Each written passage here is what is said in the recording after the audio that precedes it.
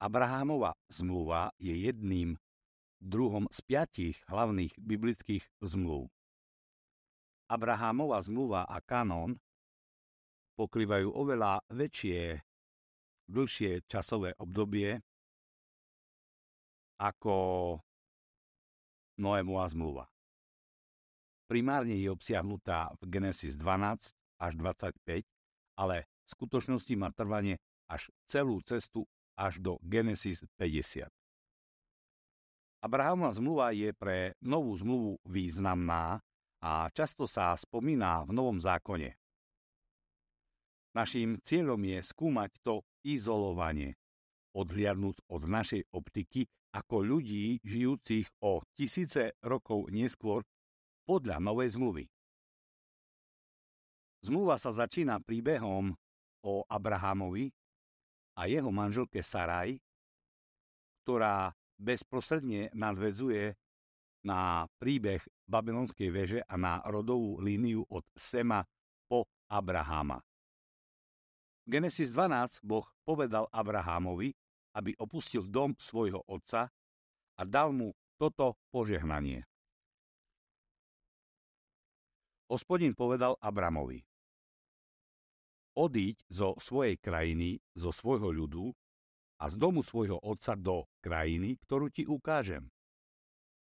Urobím z teba veľký národ a požehnám ťa.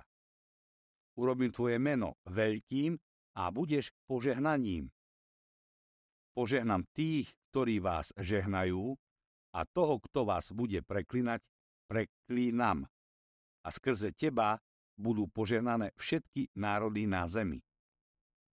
Je to Genesis 12, verš 1 až 3. V podstate Boh povolal Abrahama a sľúbil, že urobí Abrahámové meno veľkým, hoci Abraham netúžil mať veľké meno.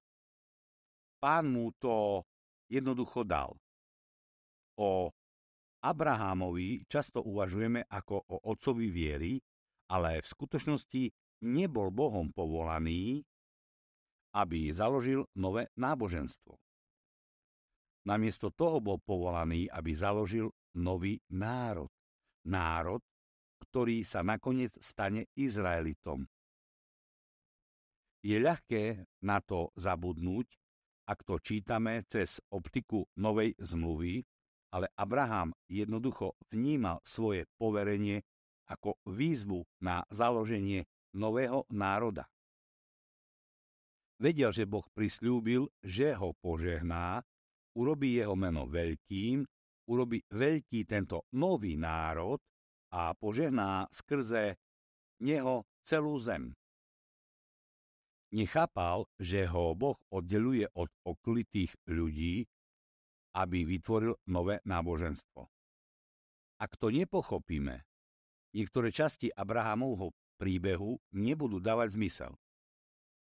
Napríklad nemôžeme čítať udalosti jeho života cez prizmu Mojžišovej zmluvy, pretože táto zmluva a zákon ešte neexistovali. Podobne ako Noé, všetko, čo Abraham mal, bola len norma svedomia. Keď Abraham a Saraj odchádzali z domu, vzali so sebou svojho synovca Lóta, ako aj svoju domácnosť so služobníctvom a dobytkom. Jedno z prvých miest, kde sa zastavili, bolo neďaleko Bétela, kde Abraham postavil oltár Bohu. A ako sme hovorili v minulej kapitole, Bétel je dom Boží, na rozdiel od Bábelu Božej brány. Tento Bétel, dom Boha, sa objavuje znova a znova v Genesis, keď ľudia prechádzajú cez túto oblasť sem a tam. Na konci 12. kapitoly čítame o veľkom hladomore, ktorý spôsobil, že Abraham vzal svoju rodinu do Egypta. Tu je dôležité všimnúť si Abrahamov čas v histórii. Ľudia si často predstavujú, že pyramídy v Egypte postavili hebrejskí otroci počas ich 400-ročného pobytu v Egypte. História však naznačuje, že pyramídy boli postavené približne 500 100 rokov pred príchodom Abraháma do Egypta. Pozri Genesis 12:25 až 50. Keď Abrahám a Saraj vstúpili do Egypta, odohralo sa niekoľko zaujímavých udalostí. Keď sa Abrahám chystal vstúpiť do Egypta, povedal svojej žene Saraj: Viem, aká si krásna žena.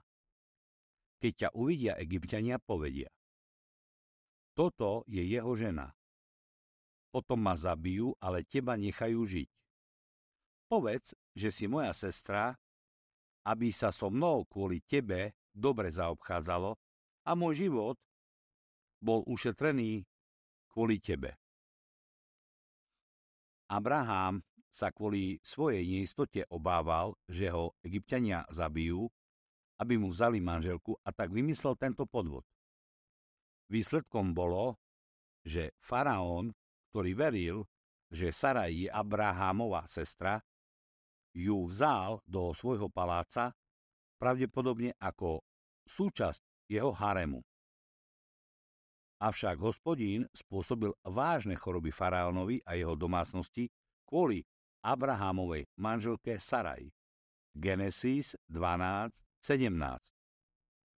Nakoniec boli Abrahám a Saraj poslaní preč z Egypta, a aj keď Abrahám klamal, Boh ho podporil a ochránil jeho manželku tým, že na faraóna uvalil chorobu. To neznamená, že vtedy bolo v poriadku klamať. Faktom však je, že Abraham nemal výslovný príkaz proti klamstvu. Namiesto toho, ako píše Pavol v 1. kapitole listu Rímanom, Boh s ľuďmi zaobchádzal podľa ich svedomia. Keďže Abrahámovo svedomie bolo v tom čase založené na strachu, myslel si, že správnou odpoveďou v situácii je oklamať Egypťanov. V ďalšej kapitole Genesis 13 sa Abraham a jeho synovec Lot rozišli, pretože pastieri pod nimi sa začali hádať. Lot sa rozhodol ísť na východ smerom ku Sodome. V tomto čase Sodoma nebola tou zlou Sodomou, ktorú Boh nakoniec zničil. Ale keďže vieme, že odchod na východ symbolizuje vzdialenie sa od Božej prítomnosti, vieme, že je to zlé znamenie. V Genesis 14 začali králi v tomto regióne medzi sebou bojovať, bojovali a brali zajatcov. Niektorí z týchto kráľov vzali Lóta a jeho rodinu do zajatia, takže Abrahám zhromaždil svoju domácu armádu 318 mužov, prenasledoval a napadol týchto kráľov a zachránil Lóta a jeho rodinu. Toto sa stáva témou v Lótovom živote. Je obeťou, ktorá potrebuje záchrancu. Ďakujem za počúvanie.